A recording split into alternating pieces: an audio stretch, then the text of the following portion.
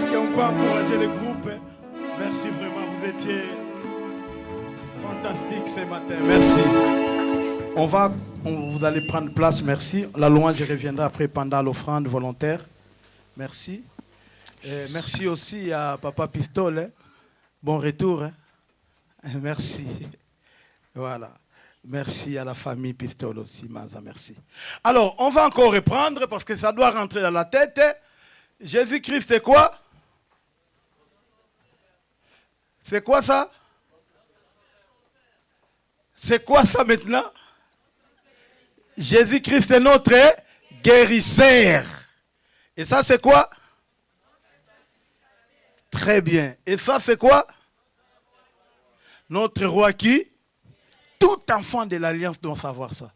Demande à ton voisin calmement, est-ce que tu connais ça? Bon, demande-lui si tu connais, donne-moi juste un seul.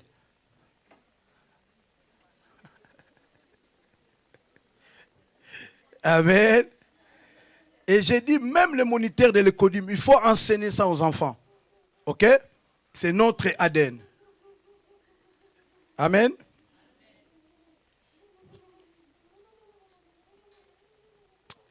Ok, on va parler de la part du Seigneur. L'esprit des prophètes est soumis aux prophètes. Voilà, nous allons lire la parole de Dieu comme ça a été dit. Que le calme règne dans l'église au nom de Jésus. Amen. Merci. Alors, nous sommes en train de parler d'un thème que nous avons commencé. Le dimanche dernier, je parlais de l'enlèvement, le grand rendez-vous que nous attendons. Amen. Tous nous attendons ce grand rendez-vous. Nous l'avons intitulé l'enlèvement de l'Église. Mais la plus grande question, qui sera enlevé? Qui seront enlevés?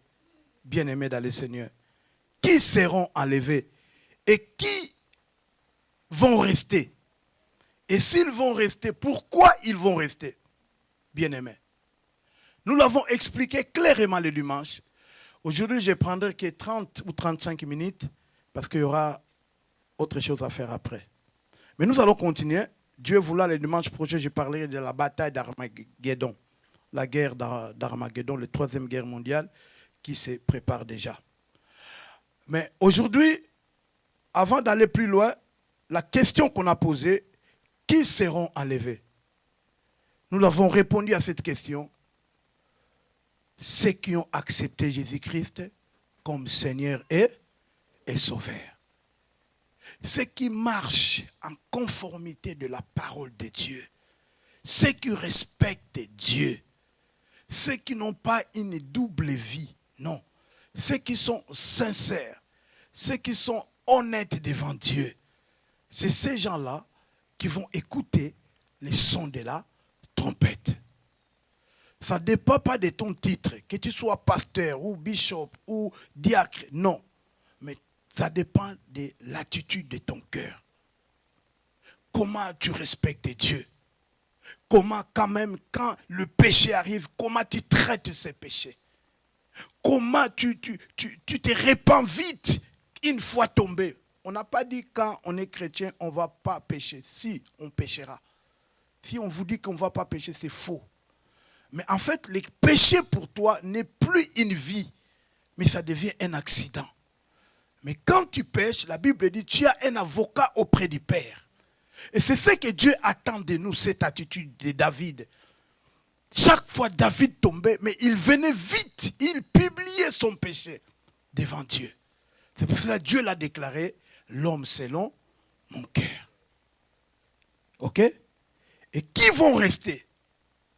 On a posé la question. Qui vont rester? Les gens qui vont rester, il y a aussi des chrétiens qui vont rester. Il y a deux types de chrétiens ou trois types de personnes. Il y a ce qu'on appelle l'homme animal. Dans ceux qui ont suivi les affermissements ou les 4 lois spirituelles, ils le savent, il y a 3 cœurs. Le premier cœur, ça s'appelle l'homme animal. C'est-à-dire l'homme animal, dans son cœur, vous verrez la croix est dehors. C'est-à-dire Jésus est dehors, c'est lui-même qui dirige sa vie. Lui, il n'a pas d'interdiction. Il fait ce qu'il veut et comme il veut. Si aujourd'hui il dit qu'il va en boîte de nuit, il partira en boîte de nuit. Il n'écoute personne. Il a déjà réservé son billet pour le concert de Fali l'année prochaine. C'est-à-dire, lui, il fait ce qu'il veut. C'est-à-dire, il n'a pas d'interdiction, il n'a pas de loi. C'est pour ça qu'on l'appelle l'homme animal. Vous comprenez? Donc, un païen, quelqu'un qui ne connaît pas Dieu, on l'appelle l'homme animal. Insensé, incrédule. Lui, les choses de Dieu ne lui disent rien. Là, c'est déjà un candidat. Tu vas rester. Si tu es là, dis Amen. Ok. Déjà, c'est bon, tu vas rester. Deuxième des types de gens qui vont rester, on les appelle le chrétien charnel. Il est chrétien, mais il est charnel. C'est-à-dire, il est un pied dedans, un pied dehors. Le Bakongo l'appelle Mundele Ndombe. En français, chauve, souris. On ne sait pas tu es qui. Ici à l'église, moi je sais qu'il est vivant, je sais que mon rédempteur. Mais quand on sort, c'est-à-dire, on ne sait pas tu es qui. Vous comprenez? C'est-à-dire double identité. De telles personnes, ils vont rester. C'est des chrétiens. C'est comme les vierges. 5 étaient folles, 5 étaient sages. Mais ils étaient des vierges au moins. Mais 5 folles, 5 sages. Le folle, c'est ce qu'on appelle le chrétien charnel, qui blague avec la vie chrétienne. Qui disent que non, je demanderai pardon, ça va passer. Oui, mais attends. Oui, attends, mais tu vas rester. Mais chrétien, tu vas rester. J'ai dit, c'est ces gens-là qui auront du mal, parce que c'est ce que je vais parler tout à l'heure, qu'est-ce que tu vas subir si tu vas rester. Et j'ai dit, toi, on te connaît déjà que tu pries, tu viens à l'église, dans tes statuts, on voit. Mais imagine ces jours-là, on ne t'a pas vu, tu n'es pas parti. Les païens savent que tu es resté. Les païens, ceux qui ne viennent pas prier avec toi, ils savent que tu es resté. Et si tu es pasteur, on sait que tu es resté pasteur. Quelle prédication que tu vas prêcher? Si l'enlèvement se fait le samedi à minuit, et à 9h il y a culte. Alors tous ceux qui vont venir au culte, ils savent qu'ils sont restés. Même les protocoles qui seront de service, ils savent qu'ils sont restés. Qui va écouter l'autre? Même les chantres. Qui va écouter l'autre? Même le pasteur, les fidèles savent que tu es resté. Hey, ils savent que tu es resté. Quelle prédication tu vas leur donner? Quel thème? Tes voisins, ils savent. Tes collègues, ils savent. C'est pour cela. Il y a d'autres jours. Ces jours-là, il y aura des appels téléphoniques. J'avais expliqué ça. C'est-à-dire, par exemple, Marcelo, il sait qu'il est bien avec Joël. Marcelo sait qu'il est resté. Mais il va essayer d'appeler Joël. Toué. Allô? Oh, Marcelo. Ah, là, Marcelo est sous la... Donc, lui aussi est resté. Donc, nous sommes ensemble. Mais tu appelles, tu attends. Allô? Oui, c'est quoi là? Qu'est-ce que tu veux? Ah, c'est que quelqu'un d'autre a pris son. Parce que les téléphones vont rester ces jours-là. Toi qui as besoin d'iPhone, tu en auras beaucoup. Ça va rester. Donc quelqu'un d'autre a pris son téléphone. Lui est parti. J'ai dit, les moniteurs de l'écodim, préparez l'explication que vous allez donner aux parents. Parce que beaucoup d'enfants vont partir à l'écodim. Là-bas, il y a des saints. Amen. Là-bas, il y a des saints là-bas. Les enfants, ils partiront. Là, il n'y a pas de problème pour eux. Maintenant, monitrice, tu es resté. Et les parents qui ont envoyé leurs enfants à l'écodim, tu vas leur donner l'explication. Ils sont partis où? Vous comprenez? Donc, ce n'est pas une mythe ou la fable et la fontaine. C'est une réalité qu'on vient de chanter. Ces jours-là, ça se fera. Ne blaguons pas avec la vie chrétienne. Et qui seront enlevés? J'ai dit, c'est les chrétiens spirituels. ceux qui ont donné leur vie à Jésus. Alors, maintenant, qu'est-ce qui va se faire pendant que l'église est enlevée? C'est pour cela que j'ai intitulé mon thème « La période de la bête » ou « le temps de la bête ». Ok. Le temps de la bête, la période de la bête. D'abord, c'est qui la bête? Quand la Bible parle de la bête, c'est qui? C'est qui d'après vous? L'antichrist. Ici, on a dit le diable. Est-ce que l'antichrist, c'est lui le diable? Qui sont pour que c'est lui le diable, l'antichrist? Bon, qui sont contre que ce n'est pas lui? Bon, qui sont ni pour, ni contre? Sans position. C'est pour ça même que tu vas rester. Ton système-là de sans position-là. Et surtout l'enlèvement, si ça sera à l'église, beaucoup de gens vont rester à l'église, j'avais dit l'autre fois. Parce que pendant qu'on a au culte là, tu es sur WhatsApp. Tu es sur Facebook. Tu vas rester. Tu ne respectes pas les protocoles. Tu ne respectes pas les poubelles. J'ai vu maman Pauline hier faire un travail. Ça m'a donné même des larmes aux yeux en train de trier les poubelles. Les poubelles. Qui ont fait ça? C'est nous. Les poubelles jaunes, on met que les cartons. On ne met pas des canettes, on ne met rien, que des cartons. Mais même si on explique ça, vous continuez. Hier, j'ai eu pitié de cette dame. En train de trier des poubelles.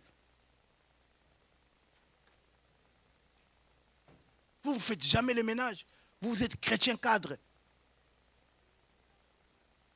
Que Dieu bénisse maman Pauline. Non, mais l'eau amène bien, Yaya. Que Dieu la bénisse. Ok. Alors, bien-aimé, la bête, ce n'est pas l'antichrist. Pardon, ce n'est pas le diable. Mais la bête, c'est l'antichrist. L'antichrist, ce n'est pas le diable. L'antichrist, c'est l'envoyé du diable. Je vais expliquer ça tout à l'heure. Alors, il y a d'autres noms qu'on peut attribuer à la bête. On peut l'appeler la bête. On peut l'appeler aussi le destructeur. Dans Daniel 9, 27, qu'on a lu tout à l'heure, je vais expliquer. On peut l'appeler le destructeur. On peut aussi l'appeler le cheval blanc. Le cheval blanc de l'Apocalypse 6, le verset 2. Apocalypse 6, le verset 2. À ne pas confondre le cheval blanc de l'Apocalypse 19, 11 à 16. Le cheval blanc de l'Apocalypse 6, lui aussi, il est monté sur le cheval. Mais cette fois-ci, lui, il est parti pour la guerre. C'est l'Antichrist. Mais dans l'Apocalypse 19, le cheval blanc est monté. Lui, il a un nom qu'on appelle fidèle. Pas fidèle de maman Frida. Hein. La parole de Dieu. Donc lui, c'est Jésus-Christ. On en parlera parce que c'est lui qui viendra défendre Israël pendant la guerre d'Armageddon. Ça, je laisse partir. On en parlera dimanche prochain. On l'appelle le cheval blanc. Je dis bien à ne pas confondre le cheval blanc de l'Apocalypse 19, 11 à 16.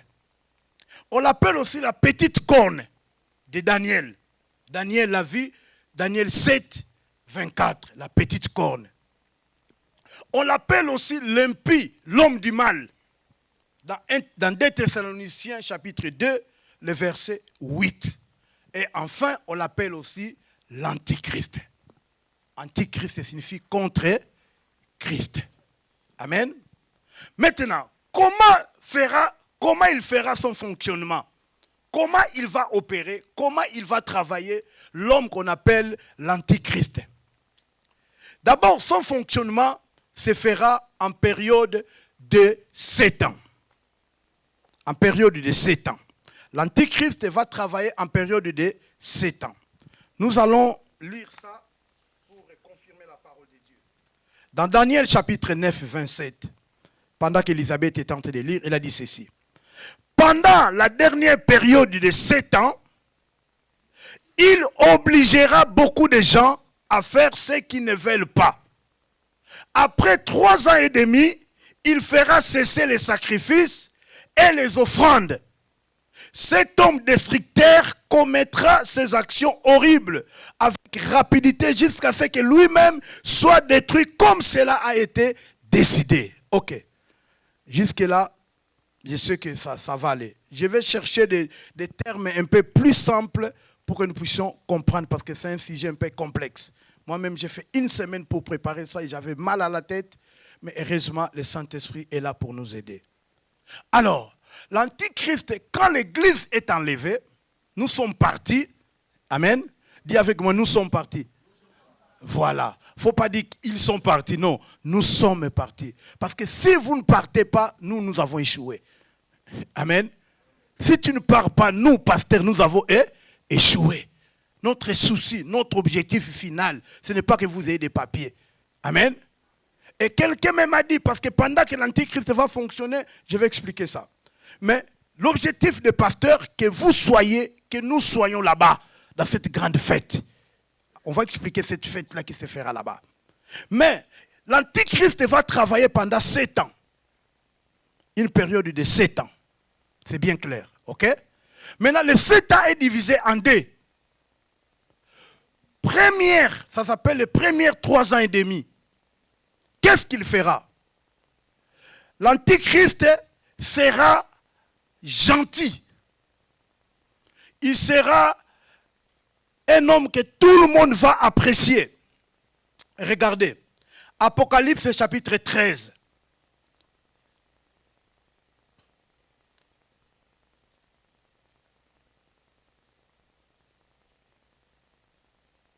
Apocalypse chapitre 13. Apocalypse chapitre 13, à partir du verset, je crois, 3.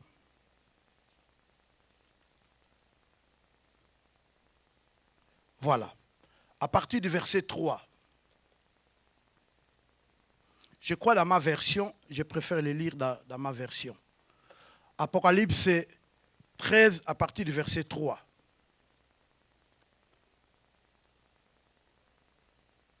Les premiers 3 ans et demi, vous verrez ce qu'il fera. Apocalypse chapitre 13, le verset 3. Amen. L'une des têtes de la bête semble blessée à mort, mais maintenant, sa blessure est guérie. Alors, toute la terre admire cela et elle suit la bête. Tout le monde adore le dragon parce qu'il a donné le pouvoir à la bête. Il adore aussi la bête en disant, qui est comme la bête? Qui peut lutter contre elle? Voyez? Donc, le premier temps de l'Antichrist, il sera un homme qui va apporter des solutions. Il va faire des miracles. Tout le monde sera admiré. C'est qui cet homme-là? Est-ce qu'il est déjà là ou il n'est pas encore là? Beaucoup ont pensé depuis les temps les plus anciens que c'était Néron. On a vu que ce n'était pas Néron. Beaucoup ont pensé que c'était César. On a vu que ce n'était pas César. À l'époque d'Hitler, beaucoup ont pensé que c'était Hitler, mais au fin fond, ce n'était pas Hitler. On a pensé que c'était Staline. Au fin fond, ce n'est pas lui. On a pensé que c'était le pape. Mais quel pape? Les papes, il y en a beaucoup. Quel pape? Donc on a compris que ce n'est pas le pape. Et beaucoup pensent aujourd'hui c'est Elon Musk. Est-ce que c'est lui? On ne sait pas. Moi je dis, l'Antichrist est déjà là, mais il n'est pas encore là. En fait, l'esprit de l'Antichrist est différent de la personne de l'Antichrist. L'esprit de l'Antichrist est déjà là. Mais la personne de l'Antichrist n'est pas encore là. Ok? Cette personne aura le pouvoir politique et le pouvoir spirituel. C'est-à-dire, c'est un homme qui viendra avec des solutions. C'est un homme qui va signer des traités de paix et de paix et de paix partout. Les gens pensaient que c'est Trump. Parce qu'en quelques mots, il a signé, oui, traités de paix, mais qui ne sont pas de vraies paix. En RDC, apparemment, il a signé la paix, mais il y a toujours les rebelles.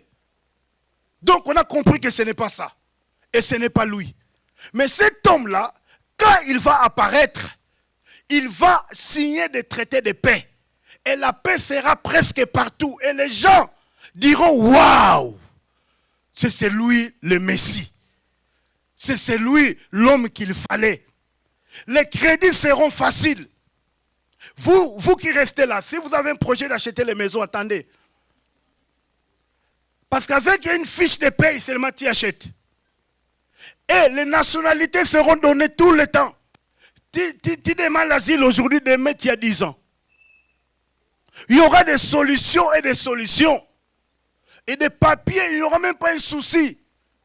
Il ne faut pas être comme Itami quand on était à Jesui. Quand il a écouté ces messages, il a dit qu'il préfère rester pour avoir les papiers facilement. Vous comprenez? C'est-à-dire, tout sera facile. Tout sera dans la facilité. C'est-à-dire, on sera des propriétaires. Et qu'est-ce que les gens vont faire? Les gens vont commencer à critiquer la période où nous vivons maintenant. Est-ce que la vie est facile? Vous comprenez? La vie est devenue très compliquée. Mais nous, chrétiens, nous savons que ça fait partie des signes des temps de la fin. Parce que pendant les derniers jours, la Bible dit qu'il y aura les temps difficiles, Paul parlant en Timothée. Mais maintenant là, l'antichrist va être gentleman. Il va être très cool. Alors les gens vont l'acclamer. Les gens vont l'apprécier. Ils vont même le vénérer.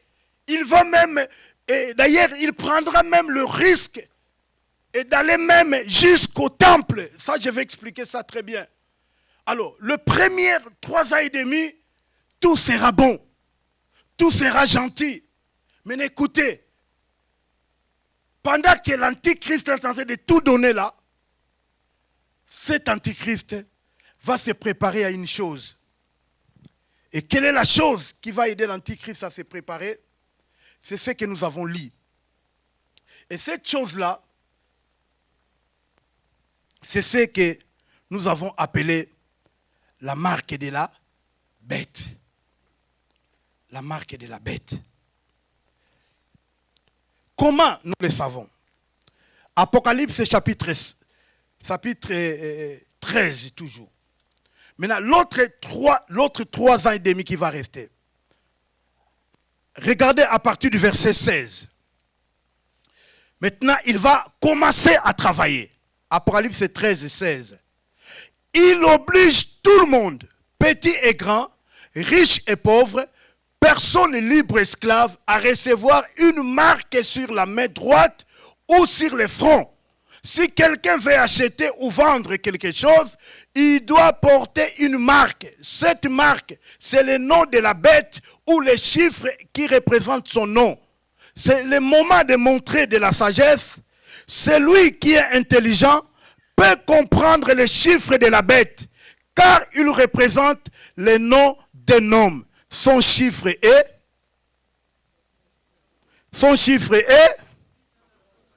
666. Bien-aimé. Il va préparer maintenant ça. Parlons d'abord de cette marque, bien-aimé, de la bête, 666. Beaucoup ont pensé que cela s'est fait déjà.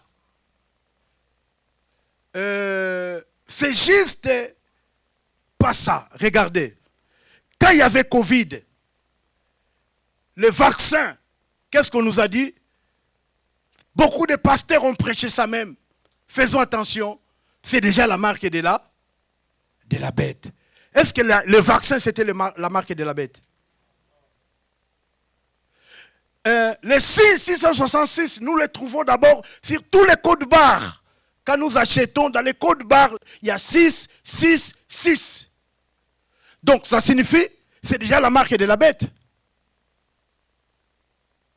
Vous comprenez?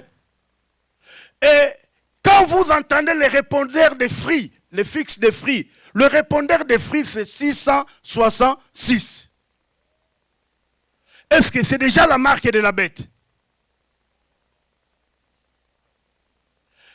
En Suède,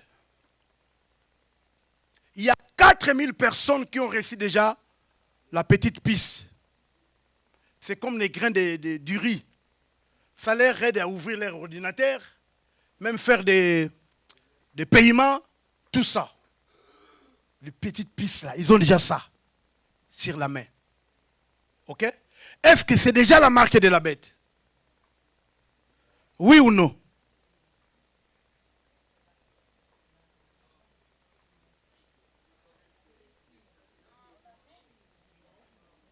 En Hollande, il y a certaines boîtes de nuit, tu ne peux pas rentrer sans avoir la piste.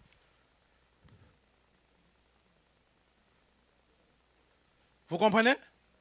Prenons ce qui se passe avec l'IA, l'intelligence artificielle. L'intelligence artificielle aujourd'hui, même en Chine, ils sont en train de préparer de changer une autre Bible, une autre version biblique. Et d'ailleurs, ils ont déjà touché Jean chapitre 8, où Jésus et la femme adultère, ils ont dit dans leur version qu'ils ont changé, la version Louis II, d'autres versions nous ont dit ceci, Jésus a dit à la femme, va ne pêche plus.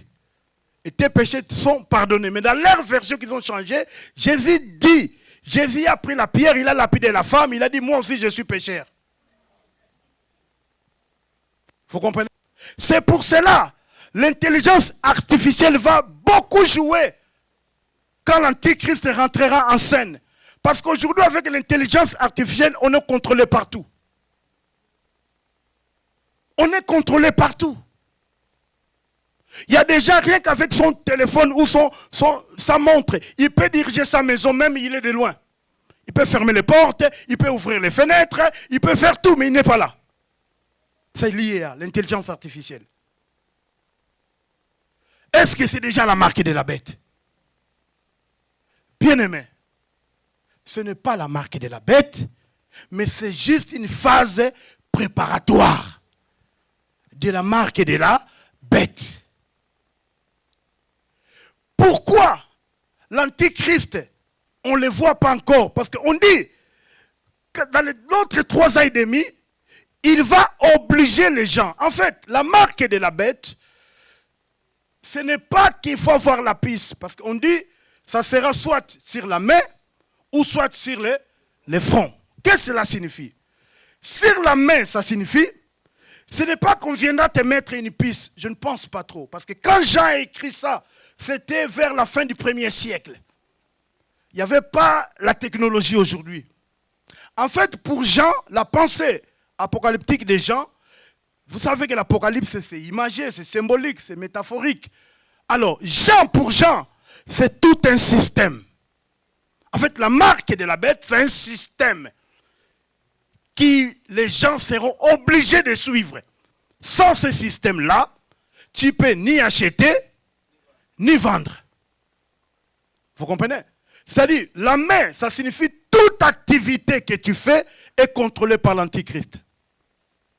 Sur le fond, signifie toute ta pensée est contrôlée par l'Antichrist. Donc, tu peux ni acheter, ni vendre. Maintenant, ceux qui vont accepter le système, c'est-à-dire, ils appartiennent déjà à l'Antichrist. Vous comprenez? Maintenant, toi, chrétien qui vas rester, tu vas refuser le système, non? Parce que tu sais que c'est l'anti. Parce que tu sais que c'est la marque de là. Maintenant, comment tu vas faire pour manger? Explique-moi, Yaya. Comment tu vas faire pour manger? Comment tu vas faire pour aller au travail? Parce que même le ticket de bus, tu ne peux pas acheter.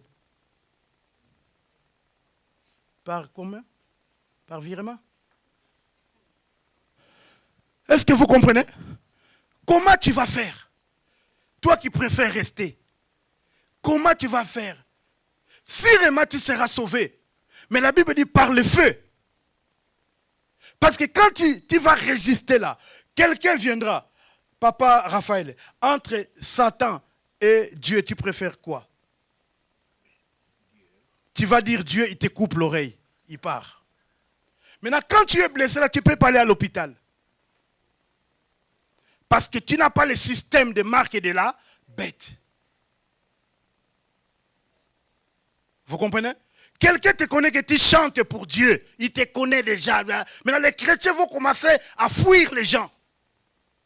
Certes, tu chantais, oui. Et tu continues toujours à adorer ton Jésus. Oh oui, il te coupe les doigts.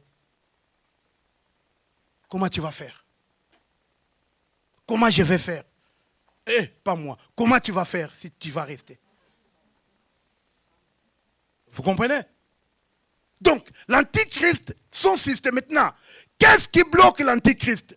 J'ai bien dit, les premières 3 ans et demi, il sera gentil. Et les deuxièmes 3 ans et demi, c'est cela qui va maintenant faire souffrir les gens.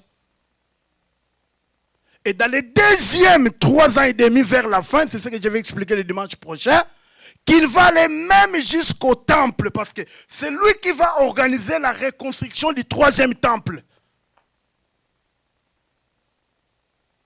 Or, si on construit déjà le 3e temple en Israël, sache-le que tu es resté. Aujourd'hui, c'est la phase préparatoire. On a déjà tous les ustensiles sont là, les habits des prêtres sont là, tout ça, ils cherchent la famille d'Aaron, ils ont déjà trouvé. Ils cherchent l'arche de l'alliance.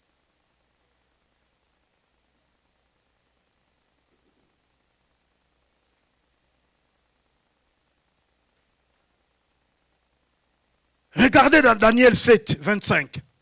Daniel 7, 25. Il parlera contre Dieu, le Dieu très haut, et il fera souffrir le peuple qui lui appartient. Il aura l'intention de changer les jours de fête. L'antichrist. Il va changer les jours de fête. Il va changer la Trinité. À la place de Satan, on mettra Dieu. Pardon, Dieu, à la place de Dieu, on mettra Satan. À la place de Jésus, on mettra l'antichrist. Et à la place du Saint-Esprit, on mettra les faux prophètes. Regardez, dans Apocalypse 13, le verset 1, on dit la bête qui monte de la mer. Ça, c'est l'antichrist. Mais à partir du verset 11, la bête qui monte de la terre. Ça, c'est les faux prophètes. C'est lui qui sera au service de l'antichrist. Ça va? Est-ce que ça va? Voilà. Faute de temps, on va chuter. On va chuter. Maintenant, qu'est-ce qui bloque l'antichrist? Qu'est-ce qui fait que l'antichrist ne puisse pas encore travailler? Qu'est-ce qui fait ça? Regardez. 2 Thessaloniciens chapitre 2. Je vais finir là. 2 Thessaloniciens chapitre 2, le verset 4. Faites attention, bien-aimés. L'antichrist va utiliser plus le système électronique pour propager ses histoires. C'est pour ça qu'on dit l'Afrique sera un peu retardée. Et beaucoup de Blancs vont aller en Afrique. Parce que le système va être retardé de l'antichrist. Parce que quelqu'un qui est à Tchèque, il ne connaît même pas le mail. Vous comprenez? Quelqu'un qui est vraiment au village là, Kintambi, là-bas à Soyo. Vous comprenez? C'est-à-dire, ils seront en retard. Vous comprenez?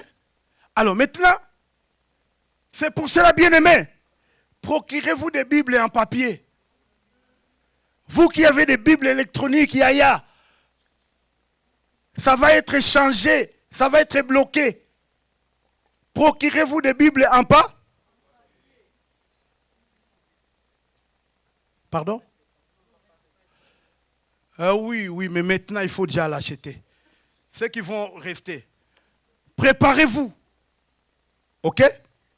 Alors maintenant, qu'est-ce qui va se faire? Chapitre 2, le verset 4. C'est l'ennemi, il s'opposera à tout ce qui est saint. Et tout ce que les gens adorent, il osera s'asseoir lui-même dans les temples de Dieu. Et il affirmera qu'il est Dieu. Ça, c'est l'antichrist. Or, Daniel a dit, lorsque vous verrez la désolation de l'abomination dont a parlé le prophète Daniel s'installer dans le lieu saint, que c'est lui qui lui fasse quoi? Attention. Il va aller jusqu'au temple. Il va aller s'autoproclamer Dieu. C'est ce qu'on parlera le dimanche prochain. Il osera s'asseoir lui-même dans le temple et il affirmera qu'il est Dieu. 5. Quand j'étais encore avec vous, je vous en avais parlé. Est-ce que vous l'avez oublié? 6. Et maintenant, vous savez ce qui le retient. Qu'est-ce qui retient encore l'antichrist qu'il ne puisse pas se manifester? D'après vous? c'est l'Église. Vous comprenez? L'esprit de l'Antichrist est là. Mais la personne de l'Antichrist n'est pas encore là. Pourquoi il n'est pas encore là? Parce que l'Église est encore ici. La Bible est claire. C'est lui qui retient l'Antichrist. C'est la présence de l'Église et du Saint-Esprit. Maintenant, quand l'Église va être enlevée, c'est alors l'homme qu'on appelle impie, l'homme qu'on appelle l'Antichrist, le destructeur, la petite corne de Daniel, c'est alors qu'il va faire son apparition. On le verra dans les télévisions, parce qu'il va résoudre beaucoup de problèmes que le monde ne pourrait jamais résoudre. Mais lui va résoudre ça. Cet homme-là. Nous ne savons pas. Les gens pensent qu'il sortira des tribus de Dan, parce qu'on a enlevé Dan dans la bénédiction. Les gens pensent, je ne sais pas, on n'a que des pensées et des pensées. Les gens pensent qu'il sera en Europe. Les gens pensent, d'ailleurs, Macron a dit clair, la bête est déjà là.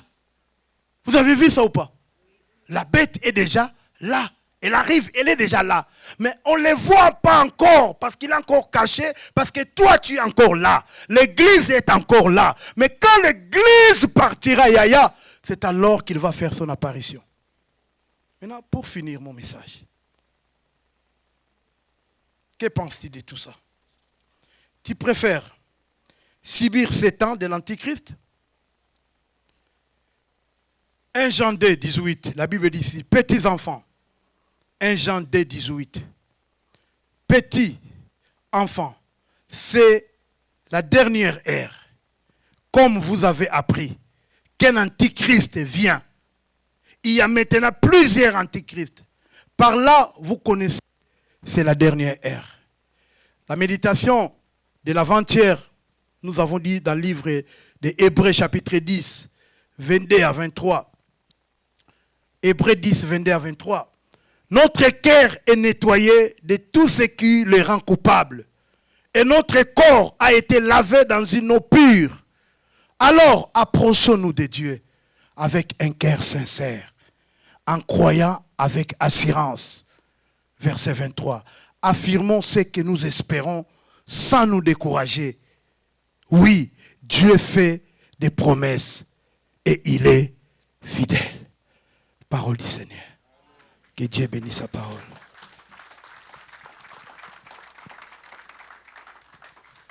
Donc, je vais laisser la place à mon frère Esdras pour diriger ces moments des offrandes volontaires. Nous allons continuer ce thème le dimanche prochain. Nous parlerons de la guerre, de la bataille d'Armageddon. Et nous passerons un temps dans la prière. Amen. Voilà. Nous invitons le frère Esdras.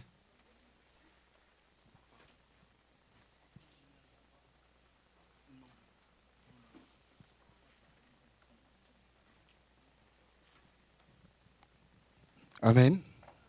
Amen. Est-ce qu'on a été béni ce matin?